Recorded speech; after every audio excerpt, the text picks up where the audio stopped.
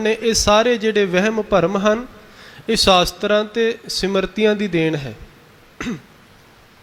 उन्हां दे विच साफ जिक्र है इन्हां सारे वहमां भरमां दा। सूतक दा इत्थे जिक्र है जिहदे विच रहाव दे बंद च भगत जी कहंदे, कहो रे पंडिया कौन पविता, ऐसा ज्ञान जपो मेरे मीता। जल है सूतक थल है सूतक, सूतक ओपत होई। जन्मे सूतक मोए फुन सूतक, सूतक परजर सोई।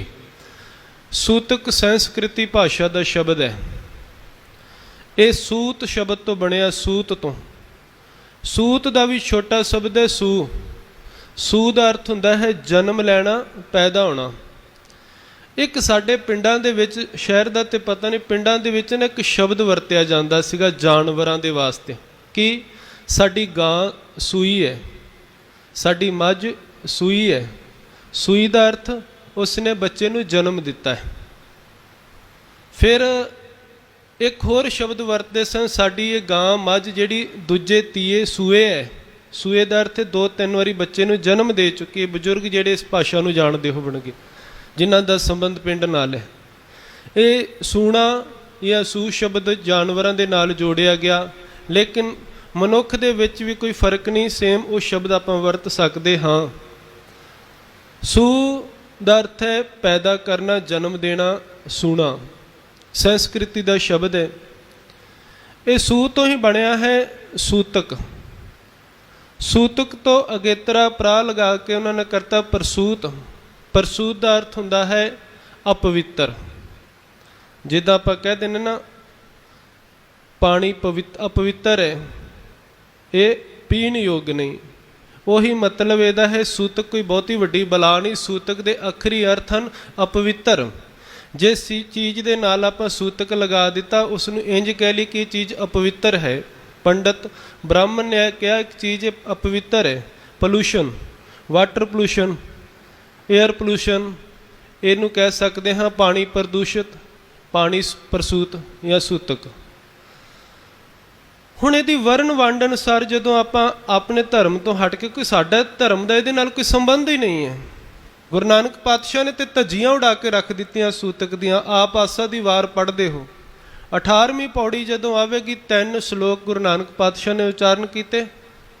तिन्हां दे विच मैं आप जी नाल सांझ पावांगा। सूतक कहण वालियां ते मनण वालियां दे मूँह बंद करके रख दिते। भगत जी ने भी उही विचार इस शब्द च दिती जो आप जी नाल मैं सांझ पावांगा। लेकिन सूतक शब्द समझना जरूरी है, क्योंकि अज लगभग 90% सिख भी सूतक दे जाल च फसिया है। सिख भी इत्थों तक मैं कह दूँ आम संगत ते कि मेरे वर्गा जिहड़ा ज्ञानी प्रचारक है ना, उहदे घर बच्चा जन्म लैंदा है ना, वह भी सूतक दे जाल च फस जाता है। किहड़ा ज्ञानी है?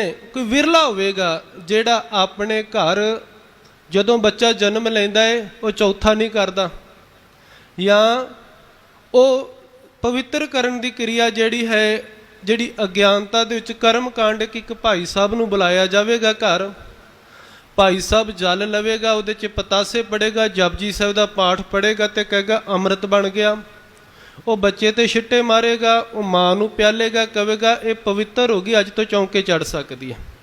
सेम वही क्रिया है जो पंडित करता सी, अज जो भाई कर रहा है, भाई पासों करवाया जा रहा, फर्क कोई नहीं है।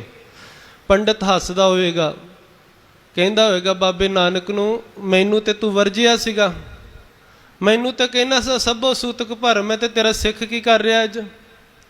हुण तुसीं कहोगे भाई साहब की करें, असीं तो सारे करते पे हैं, भाई साहब तो आप आके करते हैं। विसाखी का दिहाड़ा निकलिया ना, तो कई आए कहते हिंदू वीरां नूं इस गल की अधिकतर जे उन्नी समझ नहीं, क्योंकि असीं सिख फसे हाँ। कहने लगे वो जल पानी पिलाना है, पानी वो बच्चा हुआ है ना पानी पिलाना है। पहली गल वो पानी कह रहे हैं, है ही पानी, क्योंकि कल्ले उहदे च पतासे घोल के अमृत थोड़ी बन जाता। अमृत एको नाम है, अमृत है ही नाम है।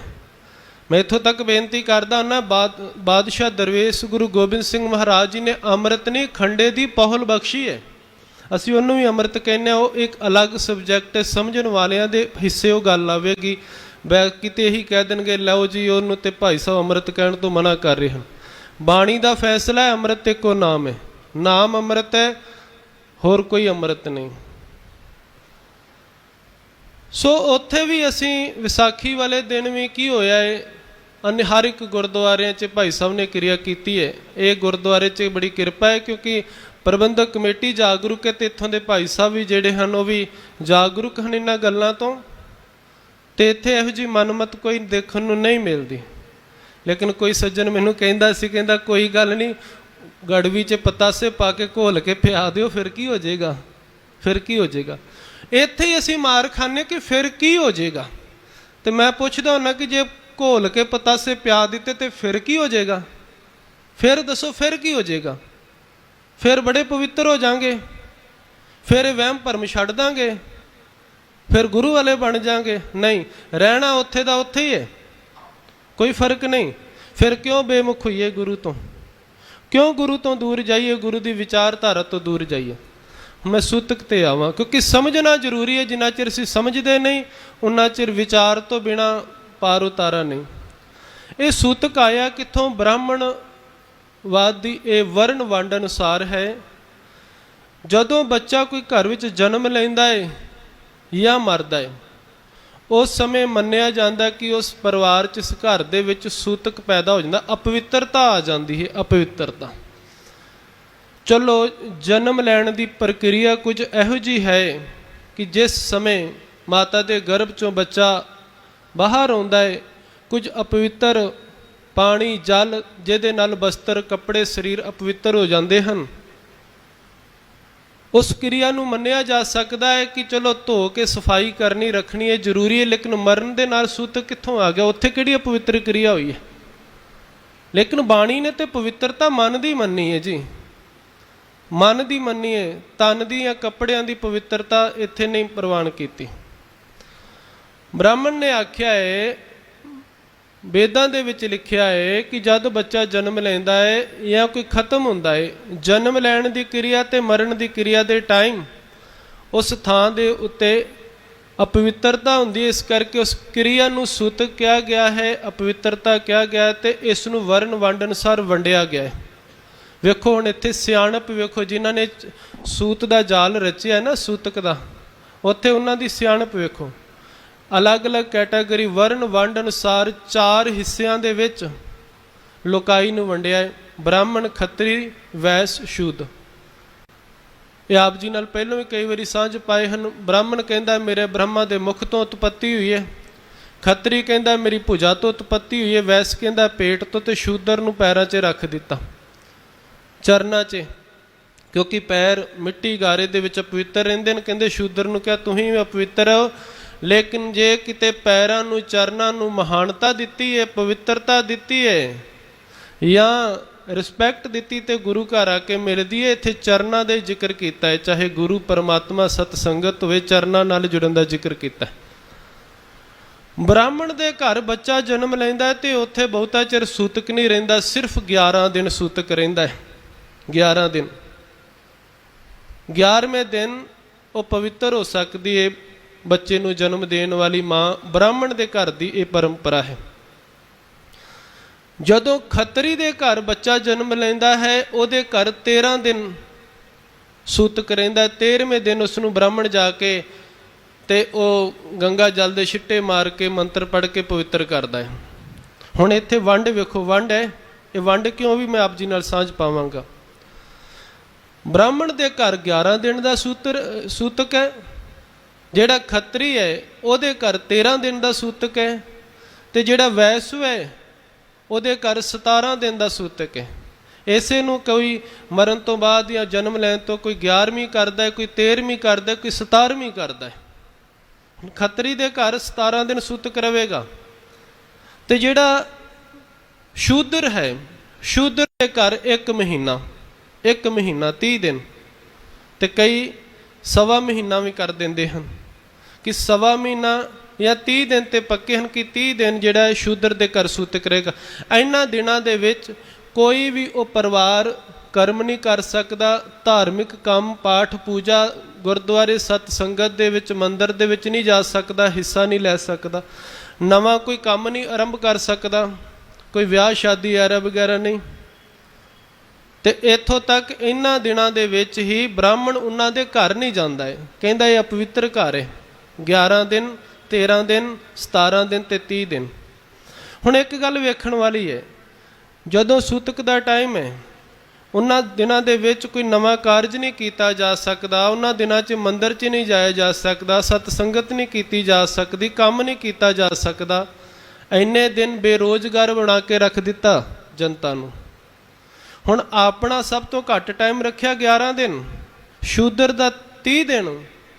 ਕਿਉਂਕਿ ਪਤਾ ਹੈ ਨਾ ਕਿ ਜੇ 30 ਦਿਨ ਮੈਂ ਘਰ ਬੈਠਾ ਰਿਹਾ ਤੇ ਫਿਰ ਖਾਵਾਂਗਾ ਕਿੱਥੋਂ, ਕਮਾਵਾਂਗਾ ਕਿੱਥੋਂ। ਇਸ ਕਰਕੇ ਆਪਣੇ ਆਪ ਨੂੰ ਘੱਟ ਸਮਾਂ ਦਿੱਤਾ ਤੇ ਦੂਜਿਆਂ ਨੂੰ ਗੁਲਾਮ ਬਣਾਉਣ ਵਾਸਤੇ ਬੇਰੋਜ਼ਗਾਰੀ ਉਹਨਾਂ ਦੇ ਘਰ 'ਚ ਰਹੇ, ਉਹ ਗਰੀਬ ਰਹਿਣ, ਵੱਧ ਨਾ ਸਕਣ। ਵੇਖੋ ਨਾ, ਇੱਥੇ ਹੀ ਸੂਤਕ ਬਾਹਰਲੇ ਦੇਸ਼ ਵਿੱਚ ਹੌਸਪੀਟਲ 'ਚ ਬੱਚੇ ਨੂੰ ਜਨਮ ਦਿੰਦੀ ਹੈ ਮਾਂ। ਅਜੇ ਬੱਚਾ ਹੌਸਪੀਟਲ ਹੁੰਦਾ ਹੈ ਤਾਂ ਉਹਦੀ ਮਾਂ ਦੂਸਰੇ ਦਿਨ ਜੌਬ 'ਤੇ ਗਈ ਹੁੰਦੀ ਹੈ। ਤੁਹਾਡੇ ਸਾਰੇ ਰਿਸ਼ਤੇਦਾਰ ਉਹਨਾਂ ਨੂੰ ਪੁੱਛ ਕੇ ਵੇਖ ਲਓ, ਜੇ ਉਸ ਜੌਬ ਕਰਨ ਦੇ ਯੋਗ ਹੈ ਦੂਜੇ ਤੀਜੇ ਚੌਥੇ ਦਿਨ ਆਪਣਾ ਜੌਬ ਕਰਦੇ ਹਨ। ਲੇਕਿਨ ਇੱਥੇ ਸੂਤਕ ਹੈ ਜੀ, ਇੱਥੇ ਪੰਡਤ ਜੀ ਆਉਣਗੇ, ਗਿਆਨੀ ਜੀ ਆਉਣਗੇ, ਉਹ ਪਵਿੱਤਰ ਕਰਨਗੇ। ਕਿਹੋ ਜਿਹਾ ਵਹਿਮ ਭਰਮ ਪਾਇਆ ਜਨਤਾ ਦੇ ਵਿੱਚ, ਬੇਵਕੂਫ ਬਣਾ ਕੇ ਰੱਖ ਦਿੱਤਾ ਇਸ ਪਬਲਿਕ ਨੂੰ। ਤੇ ਪਬਲਿਕ ਬਣਦੀ ਹੈ ਤਾਂ ਬਣਾਉਂਦੇ ਹਨ। ਗੁਰੂ ਨਾਨਕ ਪਾਤਸ਼ਾਹ ਨੇ ਆਖਿਆ ਨਹੀਂ ਭਾਈ, ਸਭੋ ਸੂਤਕ ਭਰਮ ਹੈ। ਇਹ ਭਰਮ ਹੈ, ਇੱਕ ਭਰਮ ਦਾ ਜਾਲ ਹੈ। ਤੇ ਸਭ ਤੋਂ ਵੱਧ ਸੂਤਕ ਦਾ ਇੰਜ ਕਹਿ ਲਈਏ ਕਿ ਸੂਤਕ ਇੱਕ ਦਿਮਾਗੀ ਬਿਮਾਰੀ ਹੈ। ਜਿੰਨੇ ਵੀ ਵਹਿਮ ਭਰਮ ਹਨ ਉਹ ਦਿਮਾਗੀ ਬਿਮਾਰੀ ਦੇ ਹਨ। ਪਰਸੋਂ ਦੇ ਦਿਨ ਵਿਸਾਖੀ ਵਾਲੇ ਦਿਹਾੜੇ ਦਸਤਾਰਬੰਦੀ ਇੱਕ ਪਰਿਵਾਰ ਲੈ ਕੇ ਆਇਆ। ਮੈਂ ਤਾਂ ਆਪ ਜੀ ਨਾਲ ਗੱਲਾਂ ਸਾਂਝ ਪਾ ਦਿੱਤੀਆਂ ਕਿ ਸਾਡੇ ਅੰਦਰ ਇਹ ਭਰਮ ਪਏ ਹਨ। ਕਿਉਂਕਿ ਗੁਰੂ ਮਹਾਰਾਜ ਜੀ ਨੇ ਬਚਨ ਕੀਤੇ, ਭਰਮ ਭੇਖ ਤੇ ਰਹੇ ਨਿਆਰਾ, ਸੋ ਖਾਲਸਾ ਸਤਿਗੁਰੂ ਹਮਾਰਾ।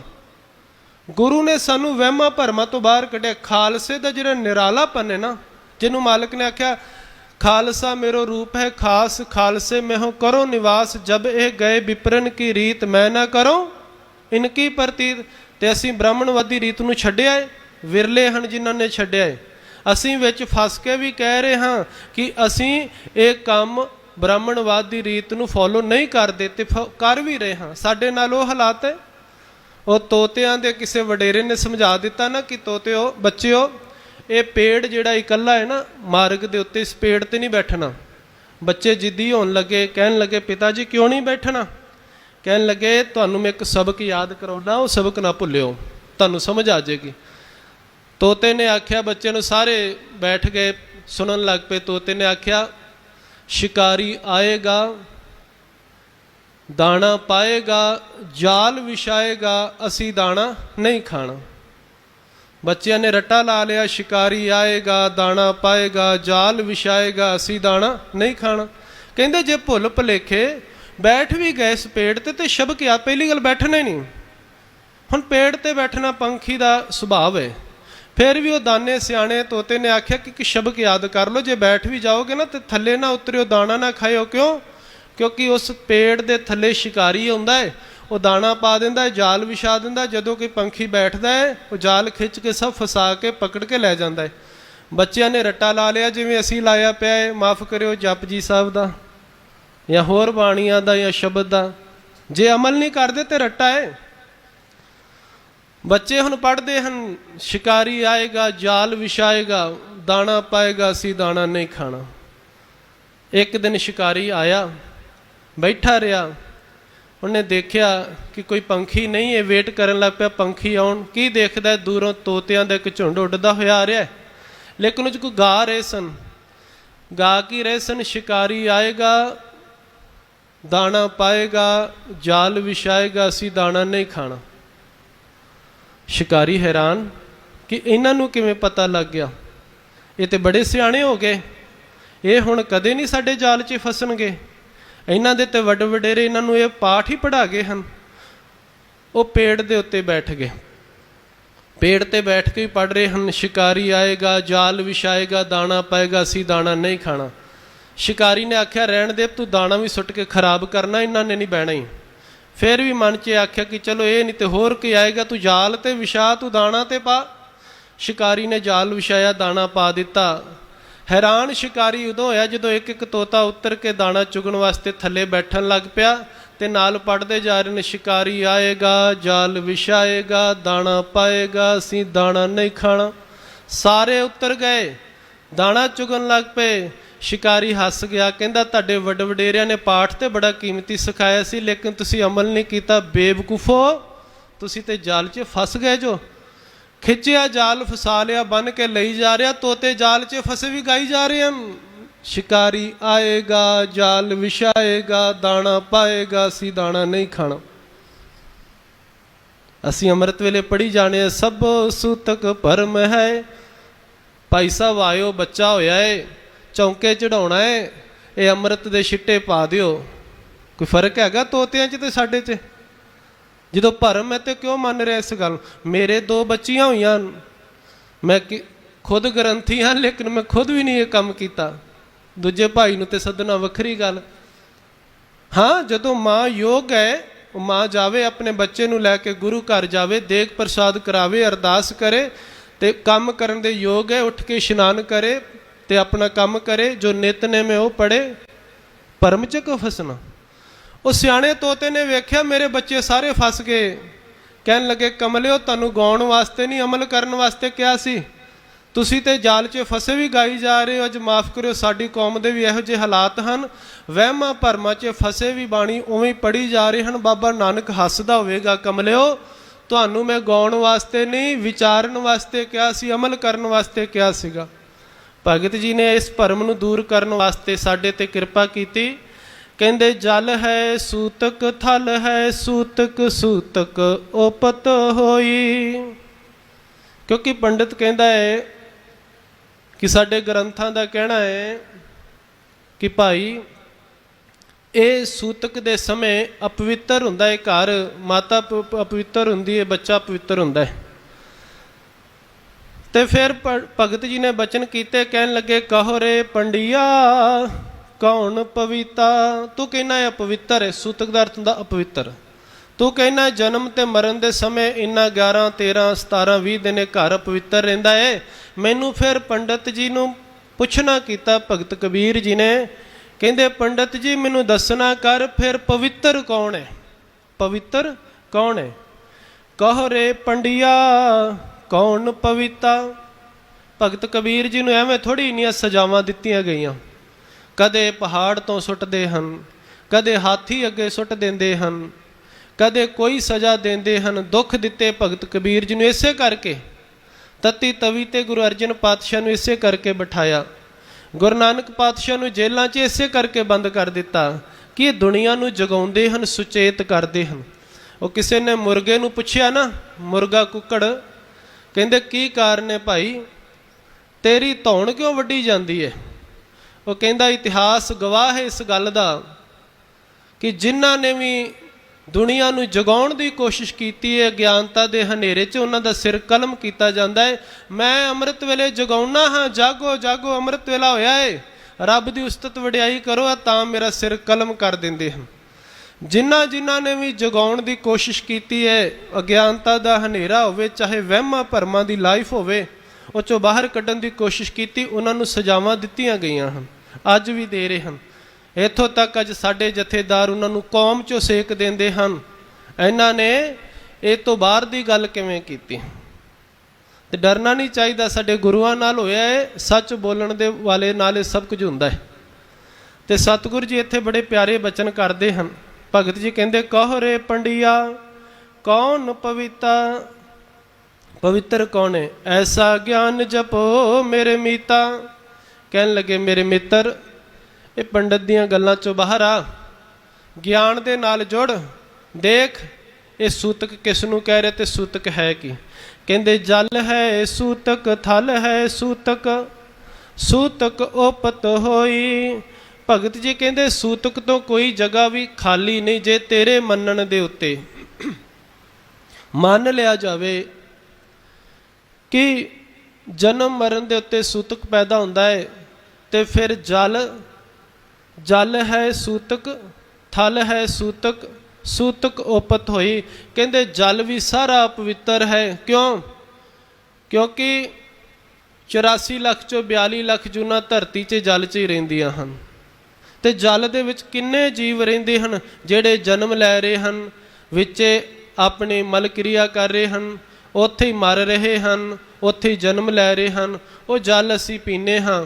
ਜਲ ਵਿੱਚ ਅਨੇਕਾਂ ਜੀਵ ਹਨ। ਸਾਡੇ ਸਾਹਮਣੇ ਸਰੋਵਰ ਦੇ ਵਿੱਚ ਬੌਲੀਆਂ ਵਿੱਚ ਮੱਛੀਆਂ ਹੁੰਦੀਆਂ ਹਨ।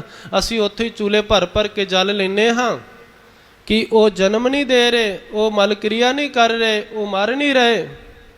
ਲੇਕਿਨ ਉੱਥੇ ਸਾਡੇ ਇਹ ਵਿਚਾਰ ਉੱਥੇ ਨਹੀਂ ਹੁੰਦੀ, ਫਿੱਟ ਹੁੰਦੀ। ਤੇ ਮਾਲਕ ਜੀ ਕਹਿੰਦੇ ਜਲ ਹੈ ਸੂਤਕ, ਥਲ ਹੈ ਸੂਤਕ। ਥਲ ਧਰਤੀ, ਧਰਤੀ ਦੇ ਉੱਤੇ ਰਹਿਣ ਵਾਲੇ ਜੀਵ ਅਨੇਕਾਂ ਜਨਮ ਲੈ ਰਹੇ ਹਨ, ਮਰ ਰਹੇ। ਕਿਹੜੀ ਜਗ੍ਹਾ, ਕਿਹੜੀ ਧਰਤੀ ਹੈ ਜਿੱਥੇ ਜੀਵ ਜਨਮ ਨਹੀਂ ਲੈ ਰਿਹਾ ਤੇ ਮਰ ਨਹੀਂ ਰਿਹਾ? ਗੁਰੂ ਨਾਨਕ ਪਾਤਸ਼ਾਹ ਨੇ ਆਖਿਆ, ਜੇਕਰ ਸੂਤਕ ਮੰਨੀਏ ਸਭ ਤੇ ਸੂਤਕ ਹੋਏ। ਜੇ ਸੂਤਕ 'ਚ ਚੱਕਰ ਵਿੱਚ ਫਸ ਗਏ ਫਿਰ ਨਹੀਂ ਬਚ ਸਕਦੇ। 18ਵੀਂ ਪੌੜੀ ਆਸਾ ਦੀ ਵਾਰ ਆਪ ਜੀ ਨੇ ਸਵੇਰੇ ਸ਼ਰਵਣ ਕੀਤਾ ਹੈ। ਰੋਜ਼ਾਨਾ ਬਾਣੀ ਪੜ੍ਹਦੇ ਹਾਂ। ਕਦੇ ਤੋਤਿਆਂ ਵਾਲਾ ਹਾਲ ਨਾ ਕਰੀਏ, ਗੁਰੂ ਦੀ ਵਿਚਾਰ ਨਾਲ ਜੁੜੀਏ। ਮਾਲਕ ਨੇ ਆਖਿਆ, ਗੁਰੂ ਨਾਨਕ ਪਾਤਸ਼ਾਹ ਨੇ, ਕਿ ਭਾਈ ਇਹ ਸੂਤਕ ਤੋਂ ਨਹੀਂ ਬਚਿਆ ਜਾ ਸਕਦਾ। ਜੇਕਰ ਸੂਤਕ ਮੰਨੀਏ ਸਭ ਤੇ ਸੂਤਕ ਹੋਏ। ਗੋਹੇ ਅਤੇ ਲੱਕੜੀ ਅੰਦਰ ਕੀੜਾ ਹੋਏ। ਅੱਜ ਗੈਸ ਸਿਸਟਮ ਆ ਗਿਆ ਪਿੰਡਾਂ 'ਚ, ਅਜੇ ਵੀ ਘਰ ਰੋਟੀ ਪਕਾਉਣ ਲੱਗਿਆ ਗੋਹੇ ਤੇ ਲੱਕੜੀ ਨੂੰ ਬਾਲਿਆ ਜਾਂਦਾ ਚੁੱਲ੍ਹੇ ਦੇ ਵਿੱਚ।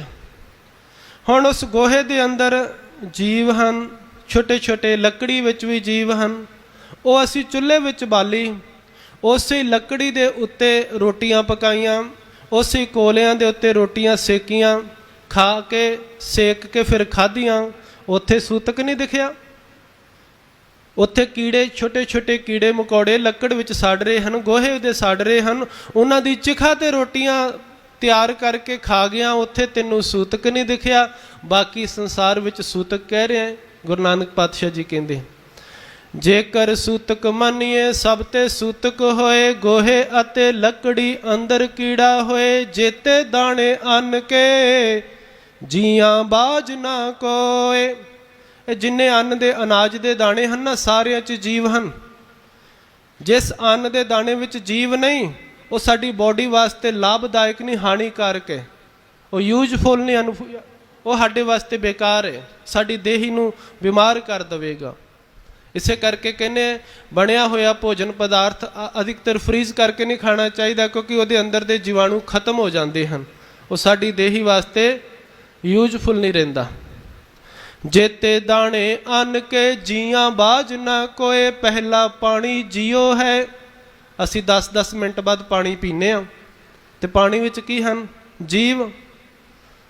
ਤੇ ਪਾਣੀ ਤੋਂ ਬਿਨਾਂ ਤੇ ਕੋਈ ਵੀ ਨਹੀਂ। ਪਾਣੀ ਦੇ ਨਾਲ ਹੀ ਨਹਾਉਣਾ, ਧੋਣਾ, ਪਵਿੱਤਰ ਹੋਣਾ, ਪਾਣੀ ਵਾਰ-ਵਾਰ ਪੀਣਾ। ਪਾਣੀ ਤੇ ਸਾਡੀ ਜ਼ਿੰਦਗੀ ਹੈ, ਪ੍ਰਾਣ ਹੈ।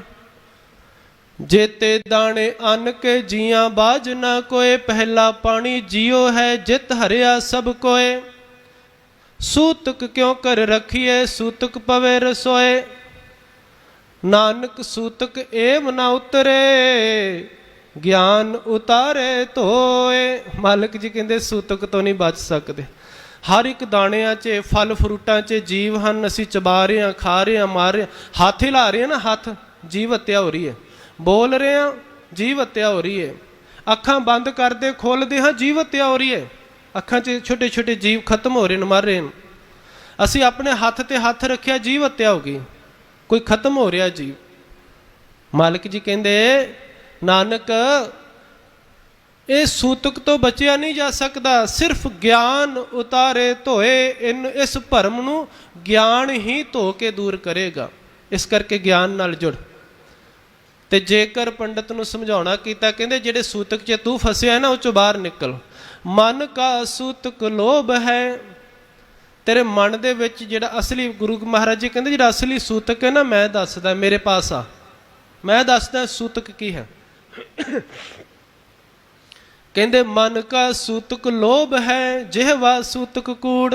ਮਨ ਦੇ ਵਿੱਚ ਜਿਹੜਾ ਲੋਭੀ ਬਿਰਤੀ ਟਿਕਾਈ ਬੈਠਾ ਨਾ, ਕੁੱਤੇ ਵਾਲੀ, ਇਹਨੇ ਤੇਰੇ ਮਨ ਨੂੰ ਪ੍ਰਸੂਤ ਕੀਤਾ ਪਿਆ। ਇਸਨੇ ਤੇਰੇ ਮਨ ਨੂੰ ਜਿਹੜਾ ਹੈ ਪ੍ਰਦੂਸ਼ਿਤ ਕੀਤਾ ਪਿਆ। ਇਹ ਤੇਰੇ ਮਨ ਵਾਸਤੇ ਲੋਭ ਸੂਤਕ ਹੈ। ਲੋਭ ਨੂੰ ਦੂਰ ਰੱਖ ਜੇ ਮਨ ਨੂੰ ਪਵਿੱਤਰ ਕਰਨਾ ਚਾਹੁੰਦਾ ਹੈ। जे तेरे मन विच लोभ टिकिया रहा तो फिर ये तेरा मन जिहड़ा है उस सूतक दे अधीन है। ਜਿਹਬਾ सूतक कूड़, इस ਜਿਹਬਾ वास्ते कूड़ बोलना सूतक है। बच जे सूतक तो बचना चाहना, ये है सूतक। मन का सूतक लोभ है। जिस लोभ विच आके अपने भरा दा कतल, माँ बाप नूं धोखा धड़ी, अपने पार्टनर नाल धोखा धड़ी, समाज दे विच तूं इन्ने पाप कमा रहा है। मन दा लोभ जिहड़ा सूतक है, लोभ नूं दूर कर, मन नूं पवित्र कर। मन का सूतक लोभ है, ਜਿਹਬਾ सूतक कूड़। ਜਿਹਬਾ नाल जिहड़ा दिन रात झूठ बोलदा ना, ये तेरी सूतक ने ग्रस लई हो। ये कूड़ नूं दूर कर, सच नाल जुड़, सच बोल, क्योंकि सच पुराना होवे ना ही सीता कदे ना पाटे। सच पुराना नहीं हुंदा। झूठ बोलेगा, एक झूठ नूं लुकाउण वास्ते तैनूं कई झूठ बोलने पैणे। इस करके मन का सूतक लोभ है, ਜਿਹਬਾ सूतक कूड़। अखी सूतक वेखना, पर त्रै पंथ तन रूप। अखां दे नाल पराए तन नूं विकारी दृष्टि नाल तकना, ये सूतक है, ये दूर कर। मालिक ने आख्या इन्हां सूतकां तो बच जे बचना चाहुंदा है। नानक हंसा आदमी बद्धे जमपुर जाहे। हंसा वर्गे मनुख मालिक ने पैदा कीते सन, ਇਹੋ ਜਿਹੇ ਵਹਿਮ ਭਰਮ ਵਿੱਚ ਫਸ ਕੇ ਤੇ ਉਹ ਜਮਾਂ ਦੇ ਹਵਾਲੇ ਹੋ ਰਹੇ ਹਨ, ਜਮਾਂ ਦੇ ਹਵਾਲੇ। ਇਸ ਕਰਕੇ ਮਾਲਕ ਨੇ ਆਖਿਆ ਸਭੋ ਸੂਤਕ ਭਰਮ ਹੈ। ਇਹ ਸਾਰਾ ਭਰਮ ਹੈ, ਇਸ ਭਰਮ ਤੋਂ ਤੂੰ ਬਾਹਰ ਆ। ਇਸ ਭਰਮ ਤੋਂ ਬਾਅਦ ਚ ਤੇ ਭਗਤ ਜੀ ਇਹੀ ਦੱਸਣਾ ਕਹਿੰਦੇ ਹਨ, ਜਲ ਹੈ ਸੂਤਕ, ਥਲ ਹੈ ਸੂਤਕ, ਸੂਤਕ ਉਪਤ ਹੋਏ। ਸਾਰੀ ਸੰਸਾਰ ਦੇ ਉੱਤੇ ਕੋਈ ਇਹੋ ਜਿਹੀ ਜਗ੍ਹਾ ਨਹੀਂ ਜਿੱਥੇ ਸੂਤਕ ਨਾ ਹੋਵੇ। सब सूतक दे अधीन है। जे तेरा मनना ये गल कर्म सूतक है।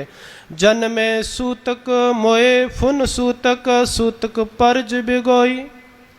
कहन लगे देख फिर जन्म वेले भी सूतक है, मरण वेले भी सूतक है, फिर मैनू दस सूतक तो बचिया किवें जा सकता है? क्योंकि कोई जगह इहो जी है ही नहीं। कौरे पंडिया कवन पविता, ऐसा ज्ञान जपो मेरे मीता।